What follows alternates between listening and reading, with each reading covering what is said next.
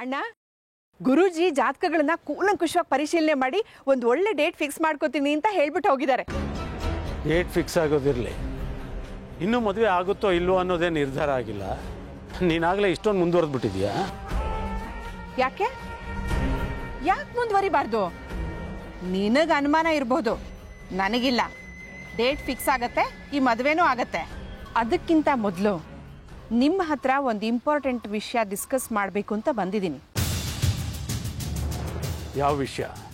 ಅದೇ ಅಣ್ಣ, ಮದುವೆ ನಂತರದ ನಮ್ಮ ಪ್ರೈವಸಿ ವಿಷಯ. ಮದುವೆ ಆದ್ಮೇಲೆ ಆಸ್ತಿ ವಿಷಯ ಮಾತಾಡೋಕೆ ಬಂದಿದ್ಯಾ? ಇದು ಬಿಟ್ಟು ನಿನ್ನ ತಲೆಯಲ್ಲಿ ಬೇರೆ ಏನೂ ಇಲ್ವಾ? ಅಯ್ಯೋ, ಅದ್ರಲ್ಲೇನಿದೆ? ನಮ್ಮ ಲೆವೆಲ್ಗೆ ನಾವು ಯೋಚನೆ ಮಾಡ್ತೀವಿ ಅಲ್ವಾ? ಮಾಜಿ ಮಂತ್ರಿಯಾಗಿ ನೀನು ನಿನ್ನ ಲೆವೆಲ್ಗೆ ಯೋಚನೆ ಮಾಡ್ತೀಯ ಅಂತ ನಾನು ನಂಬಿದ್ದೀನಿ. ನೀನು ಇಷ್ಟೊಂದು ಮುಂದುವರೆದಿದ್ಯಾ ಅಂತ ನನಗೆ ಗೊತ್ತಿರಲಿಲ್ಲ. ಒಂದು ಮಾತ್ರ ಕೇಳಿಸ್ಕೊ, ಗುರೂಜಿಗಳು ಬಂದು ಈ ಜಾತಕ ಹೊಂದಾಣಿಕೆ ಆಗೋಲ್ಲ ಅಂದರೆ ಈ ಮದುವೆ ಸಾಧ್ಯ ಇಲ್ಲ.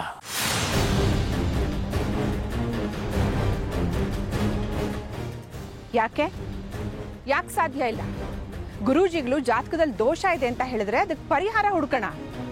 ಅದನ್ನ ಬಿಟ್ಟು ಮದುವೆನೇ ಸಾಧ್ಯ ಇಲ್ಲ ಅಂದ್ರೆ? ಗುರೂಜಿಗಳು ಹೇಗೆ ಹೇಳ್ತಾರೋ ಹಾಗೆ ನಡೆಯೋನು ನಾನು. ನಿನ್ನ ಮಗಳ ಜಾತಕದಲ್ಲೋ ನನ್ನ ಮಗನ ಜಾತಕದಲ್ಲೋ ಏನಾದರೂ ದೋಷ ಇದ್ರೆ ಈ ಮದುವೆ ಸಾಧ್ಯನೇ ಇಲ್ಲ. ಹೌದು ನಾಗಲಕ್ಷ್ಮಿ, ಇಷ್ಟು ದಿನ ನೀನು ಹೇಳ್ದಾಗೆ ನಾವು ಕುಡಿತಾ ಇದ್ವಿ. ಗುರೂಜಿನ ಕರೆಸಿದ್ದು ನೀನು, ಅವ್ರು ಹೇಳಿದ ಪ್ರಕಾರನೇ ನಾವು ನಡ್ಕೊಳ್ಳೋಣ. ಅಕಸ್ಮಾತ್ ಅವ್ರು ಆಗಲ್ಲ ಅಂತ ಹೇಳಿದ್ರೆ ಮನೇಲಿ ಶುಭ ಕಾರ್ಯ ಮಾಡೋಕೆ ಹೇಗೆ ಸಾಧ್ಯ ಹೇಳು? ಅಂತ ಶುಭ ಕಾರ್ಯ ಮಾಡಿದ್ರು ಆ ದೇವ್ರು ಮೆಚ್ಚಲ್ಲ.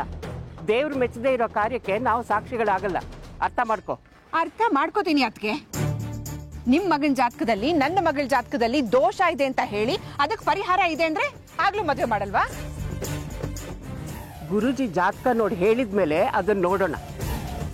ಇಬ್ಬರು ಜಾತಕನೂ ಚೆನ್ನಾಗಿ ಹೊಂದಾಣಿಕೆ ಆಗತ್ತೆ ಅಂದ್ರೆ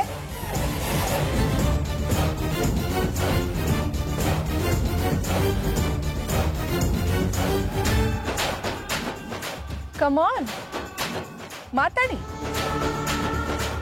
ಯಾಕಿಬ್ರು ಸೈಲೆಂಟ್ ಆಗ್ಬಿಟ್ರಿ? ಇಬ್ಬರ ಜಾತಕನು ಚೆನ್ನಾಗಿ ಹೊಂದಾಣಿಕೆ ಆಗುತ್ತೆ ಅಂತ ಹೇಳಿದ್ರು ಮದ್ವೆ ಮಾಡಲ್ವಾ?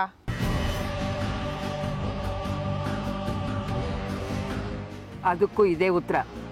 ಗುರೂಜಿ ಬಂದ್ಮೇಲೆ ಮಾತಾಡಿದ್ರಾಯ್ತು. ನಂಗೆ ಅನ್ನಿಸ್ತಾ ಇದೆ ನೀವಿಬ್ರು ಮನಸ್ಸಿನಲ್ಲೇ ಏನೋ ಪ್ಲಾನ್ ಮಾಡ್ತಾ ಇದ್ದೀರಾ ಅಂತ. ಗುರೂಜಿ ಬಂದು ಜಾತಕದಲ್ಲಿ ದೋಷ ಇದೆ ಅಂತ ಹೇಳಿದ್ರೆ ಅದಕ್ಕೆ ಪರಿಹಾರ ಹುಡುಕಿ ಮದ್ವೆ ಮಾಡ್ತೀವಿ. ದೋಷ ಇಲ್ಲ ಅಂದ್ರೆ ಸಂತೋಷವಾಗಿ ಮದ್ವೆ ಮಾಡ್ತೀವಿ. ಒಟ್ನಲ್ಲಿ ಮದುವೆ ಆಗತ್ತೆ. ಜಾತಕ ಹೊಂದಾಣಿಕೆ ಆಗ್ಲಿಲ್ಲ ಅಂದ್ರೆ ಈ ಮದುವೆ ಸಾಧ್ಯ ಇಲ್ಲ. ಸಾಧ್ಯ ಇದೆ. ಇಲ್ಲ, ಈ ಮದುವೆ ನಡೆಯತ್ತೆ ಅಣ್ಣ. ನಾಗಲಕ್ಷ್ಮಿ, ಎಲ್ಲದಕ್ಕೂ ಒಂದು ಲಿಮಿಟ್ ಅಂತ ಇರುತ್ತೆ. ನೀನು ಹೇಳಿದಾಗೆ ನಾವು ಕುಣಿಯೋಕ್ಕಾಗಲ್ಲ.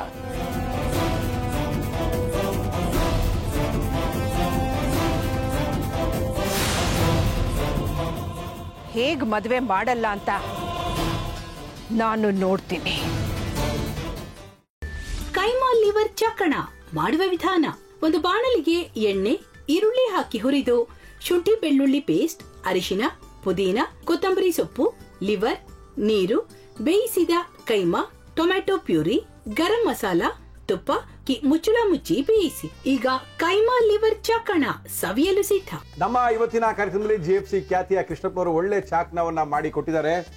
ಹೆಂಗಿದೆ ಅಂತ ಎಲ್ಲ ಹೇಳಕ್ಕಾಗಲ್ಲ, ನೀವು ಮಾಡ್ಕೊಂಡ್ರೆ.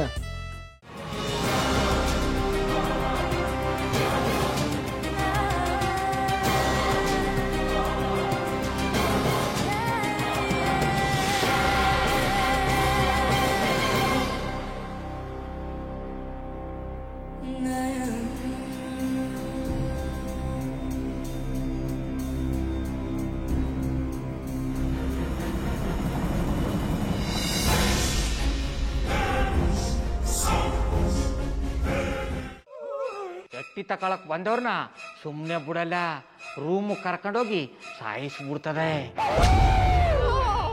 ರೂಮಿಗೆ ಕರ್ಕೊಂಡೋಗಿ ಯಾಕೆ ಸಾಯಿಸ್ತಾಳೆ?